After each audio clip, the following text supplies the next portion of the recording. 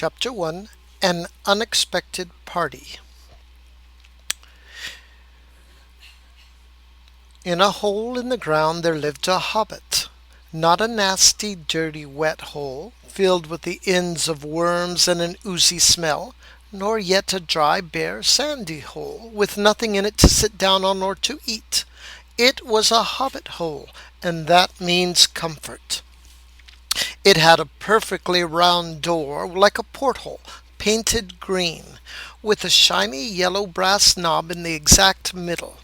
The door opened onto a tube-shaped hall like a tunnel, a very comfortable tunnel, without smoke, with paneled walls, and floors tiled and carpeted, provided with polished chairs and lots of pegs for hats and coats. The hobbit was fond of visitors.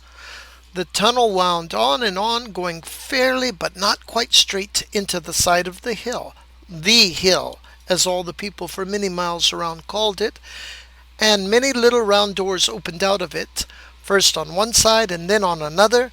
No going upstairs for the hobbit. Bedrooms, bathrooms, cellars, pantries, lots of these. Wardrobes, he had whole rooms devoted to clothes. Kitchens, dining rooms, all were on the same floor, and indeed on the same passage. The best rooms were on the left-hand side going in, for these were the only ones to have windows, deep-set round windows looking over his garden, and meadows beyond, sloping down to the river. This hobbit was a very well-to-do hobbit, and his name was Baggins. The Bagginses had lived in the neighborhood of the hill for time out of mind, and people considered them very respectable, not only because most of them were very rich, but also because they never had any adventures or did anything unexpected. You could tell what a Baggins would say on any question without the bother of asking him. This is the story of how a Baggins had an adventure, and found himself doing and saying things altogether unexpected. He may have lost the neighbors' respect, but he gained, well, you will see whether he gained anything in the end.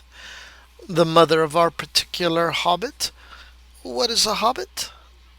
I suppose hobbits need some description nowadays, since they have become rare and shy of the big people, as they call us. They are, or were, a little people, about half our height and smaller than the bearded dwarfs. Hobbits have no beards.